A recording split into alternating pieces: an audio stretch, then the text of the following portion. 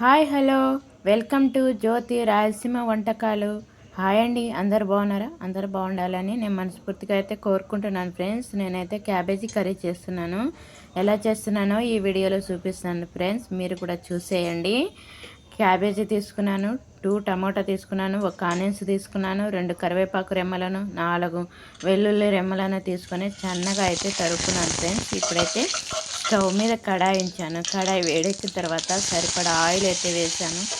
Oil కూడా వేడెక్కిన తర్వాత తాలింపు దినుసులు కూడా వేసాను ఫ్రెండ్స్.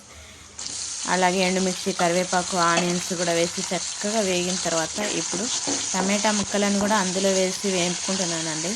టమాటా ముక్కలు కూడా చక్కగా వేగిన తర్వాత ఇప్పుడు ముందుగా తరిగి ఉంచుకున్న క్యాబేజీ ముక్కలను కూడా ఇందులో వేస్తున్నాను.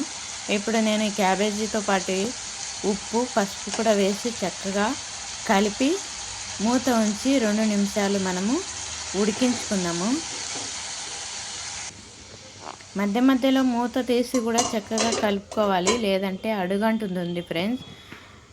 అడుగంటకుండా జాగ్రత్తగా మధ్య మధ్యలో మూత తీసుకుంటూ కలుపుకుంటూ ఇలాగ ఉడికించుకోవాలి.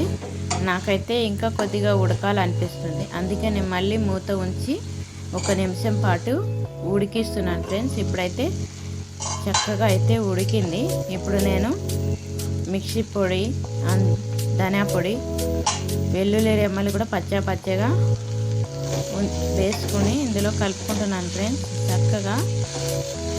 ఇప్పుడైతే మొత్తము ఈ క్యాబేజీకి పట్టేలాగా కలిపి తర్వాత మూత ఉంచి 1 నిమిషం పాటు వదిలేసాము.